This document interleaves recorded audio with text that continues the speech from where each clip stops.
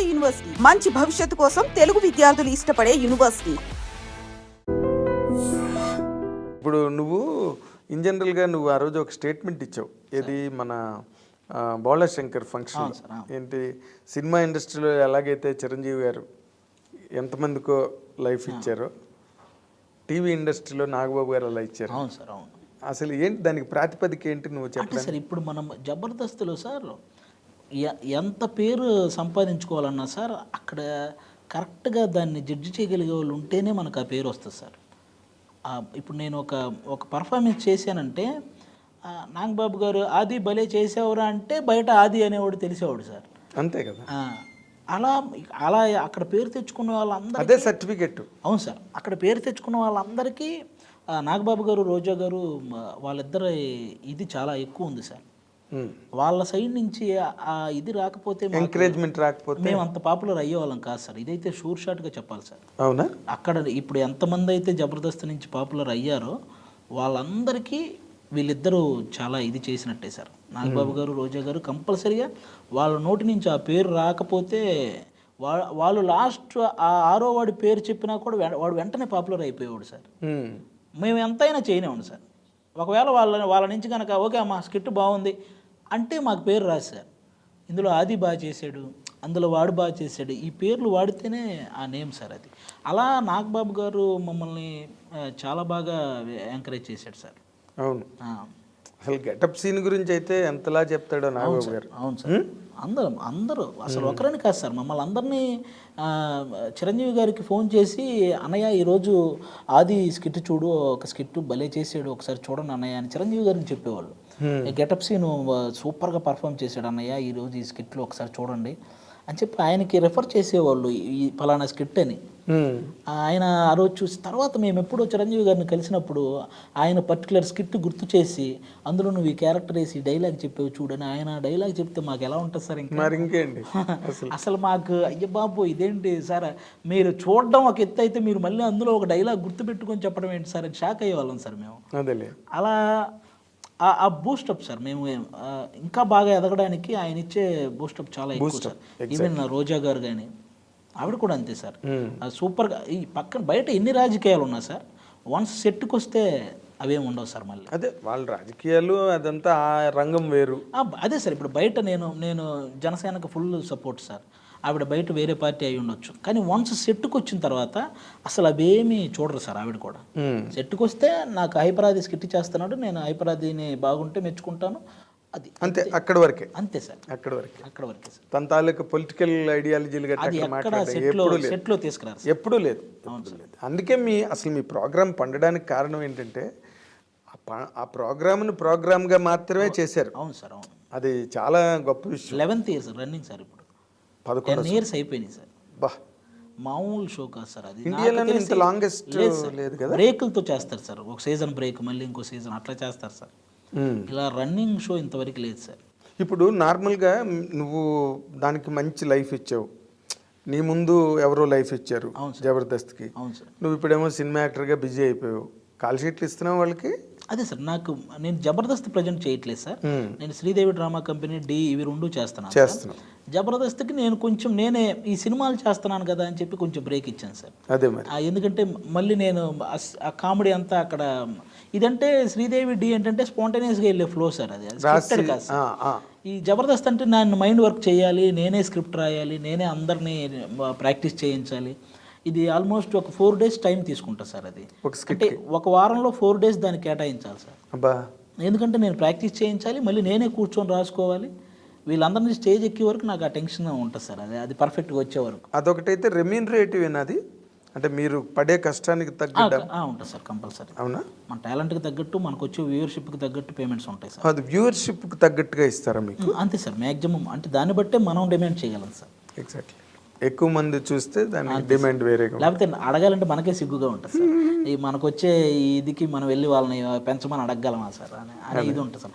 అందుకే బాగా చేసే మనం డబ్బులు అడుగుతాం సార్. ఇప్పుడు అదే మనం ఏదో ఒకటి చేసేసి చేస్తున్నాం కదా అని ఇవ్వమని అడగలేము సార్ అసలు. నువ్వు హైయెస్ట్ డిమాండ్లోకి వెళ్ళావా? కంపల్సరీ మనకు వచ్చే వ్యూవర్షిప్కి నేను ఎక్కువే తీసుకుంటాను. అదే లేకపోతే పొలాలు గట్ట ఎక్కడ కొంటావు అంతేనా? అదొకటే సార్. మనము బేసిక్గా మాకు బయట ఈవెంట్స్ కూడా ఉంటాయి సార్.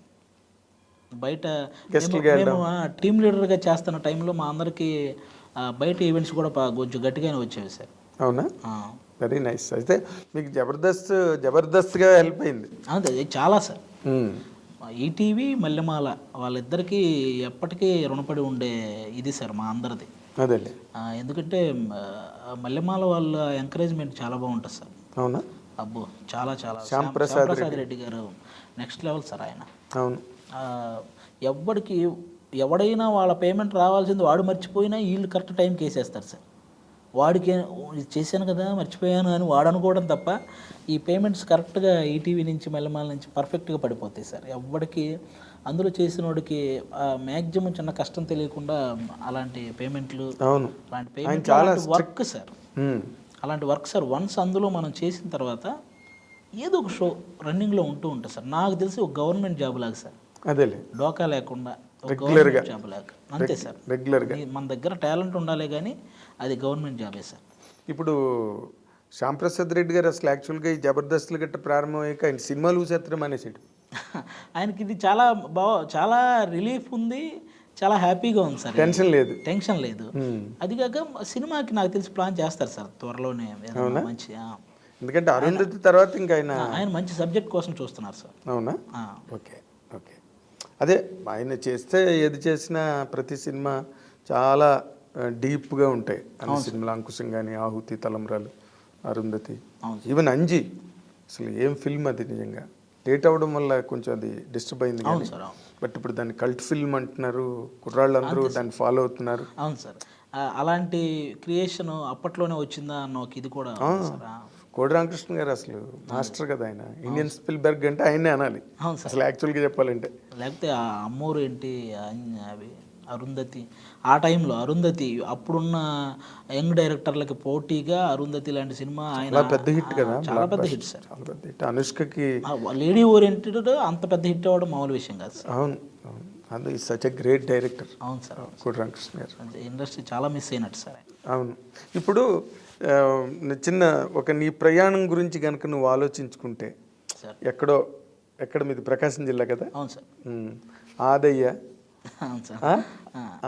ఆదిగా మరి ఆది హైపర్ ఆదిగా మరి హైపర్ ఎలా వచ్చింది నీకు? అదే సార్, నాదేంటంటే సార్ ఆ స్కిట్స్లో నాది ఫ్రస్ట్రేషన్ టైప్ మూడు ఉండేది సార్. ఎక్కువ వైఫ్ అండ్ హస్బెండ్ చేస్తే నేను హస్బెండ్లా ఉండి వైఫ్ మీద ఫ్రస్ట్రేట్ అవ్వడం, అలాంటి స్కిట్లు ఎక్కువ పడ్డాయి సార్. ఇది హైపర్గా ఉన్నాడని చెప్పి మన డైరెక్టర్లు పెట్టారు సార్. అది హైపర్ అని భలే సెట్ అయింది నీకు. అవును సార్, హైపర్ అదని. అదేదో అసలు చూడు, మామూలుగా మన బయాలజీలోని వాటిలో నామినిక్లేచర్ అంటారు చూడు, అలాగా మా వాళ్ళందరికీ ఆ పేర్లు వాళ్ళు. ఈ ప్రాబ్లం ఏంటంటే సార్, ఎన్ని సినిమాలు చేసినా ఈ పేరు మారట్లే. ఈ పేరు మారదు సార్. శకలక శంకర్ అని, ధనాధన్ ధనరాజ్ అని, తర్వాత హైపర్ వండర్స్ అని, తర్వాత మనోడు సుడిగాలి సుధీర్ అని, అంతే సార్. అలాంటివి ఏవో ఉంటుంది సార్. ఒక టైం ఉంటుంది, ఆ టైంకి మారుద్ది సార్. అది వేణు వండర్స్ అని అనేవాళ్ళు సార్. బలగం పడగానే బలగం వేణు అయ్యాడు సార్ ఇప్పుడు. అలాంటి ఏదో ఎక్కడో ఉంటుంది సార్ అలాంటి సబ్జెక్ట్. బలగం అన్నది ఒక ల్యాండ్ మార్క్. అవును సార్, సినిమాని ఒక మలుపు తిప్పింది కదా. దాన్ని అలా చేయాలని ట్రై చేస్తున్న వాళ్ళు చాలామంది ఉన్నారు. మొన్న కూడా శ్రవంత్ రవికిషోర్ గారు మలయాళం సినిమా ఒకటి డబ్ చేసి రిలీజ్ చేసాడు. అలా ఉంటుంది. దేని మీద చూసాను సార్, చిన్న టీజర్ చూసాను సార్. అలా ఉంటుందని. సో మీరు అందరూ కూడా ఇండస్ట్రీలోకి, టీవీ ఇండస్ట్రీలోకి వచ్చి వాటి రూపురేఖలను మార్చేశారు కంప్లీట్గా. సినిమా ఇండస్ట్రీ మిమ్మల్ని చూసి క్రేజ్ ఫీల్ అయ్యే రేంజ్ టీవీ ఇండస్ట్రీకి తెచ్చారు మీరు. అంతకు ముందు లేదు అది. ఏదో టీవీ సీరియల్స్ ఆ విధి గిది ఏవో నడుస్తుండేవి. అందరు సపోర్ట్ సార్, అంతే సార్. మనము ఏదన్నా సినిమా జబర్దస్త్ పీక్ చేసే టైంలో కూడా ఎవరైనా మన సినిమా వాళ్ళు కనపడితే వాళ్ళు కూడా మీరు చూస్తుంటాం చాలా బాగుంటుందా అని అన్నప్పుడు ఇంకా అది అన్ని రకాలుగా బూస్టప్ సార్. మీరు స్టార్డమ్ కదా, ఇంకేంటి దాన్ని స్టార్డమ్ అంటారు. ఇప్పుడు నార్మల్గా మీ ప్రకాశం జిల్లాలో మీ ఊళ్ళో చదువుకుంటూ ఓ పక్కనేమో ఆస్తులు అమ్ముకుంటూ తల్లిదండ్రులను దీనావస్థలో చూస్తూ ఈరోజు మెగాస్టార్ చిరంజీవి గారి దగ్గర కూర్చుని ఆయన్ని చూసానయా నీ ఇది అని బయటికి వెళ్తే గెస్టులుగా వెళ్తే అది తీసుకునే రేంజ్ వచ్చేసి అసలు ఈ ప్రయాణం చూస్తే నీకేమనిపిస్తుంది? అది నిజంగా చాలా హ్యాపీ సార్. నాకు మన ఆ జర్నీలో నాకు అర్థమైంది సార్, మన పేరెంట్స్ హెల్త్ మన సక్సెస్ మీద డిపెండ్ అయ్యిందని నాకు అర్థమైంది సార్. అది మన పేరెంట్స్ హెల్తీగా ఉండాలంటే మనం సక్సెస్ఫుల్గా ఉండాలి సార్. అది కంపల్సరీ వాళ్ళు అప్పుడు వాళ్ళకి చిన్న తలనొప్పి కూడా రాదు సార్. వాళ్ళకి ఇంత ఏజ్ వచ్చినా సార్ ఇంక వేరే బాధ ఏమీ లేదు సార్. లేకపోతే వాళ్ళ ఆరోగ్యం మొత్తం పాడేది సార్. మనం ఏదన్నా డిస్టర్బ్ అయి ఉంటే, ఈ సక్సెస్ అవ్వకుండా ఏదైనా మనం డిస్టర్బ్ అయి ఉంటే సార్ ఖచ్చితంగా వాళ్ళ హెల్త్ అప్సెట్ అయిపోతారు కదా, సార్. మొత్తం సిస్టమ్ అంతా అవును సార్. నాకు ఎక్కువ హ్యాపీని ఇచ్చింది అదే సార్. నేను సక్సెస్ అవ్వడం వల్ల నా పేరెంట్స్ ఆరోగ్యంగా ఉన్నారు. అది నాకు అంతకు మించిన వేరే ఇదే. సక్సెస్ఫుల్గా ఉండడం, ఆరోగ్యంగా ఉండడం పక్కన పెడితే అసలు ఊళ్ళో కింగ్లు అయిపోయారు కదా అక్కడ. సార్ అది ఆటోమేటిక్గా వన్స్ మనం ఏం చేసినా ఎంకరేజ్ చేయడానికి మనకంటూ ఒక ఊరు ఉంది.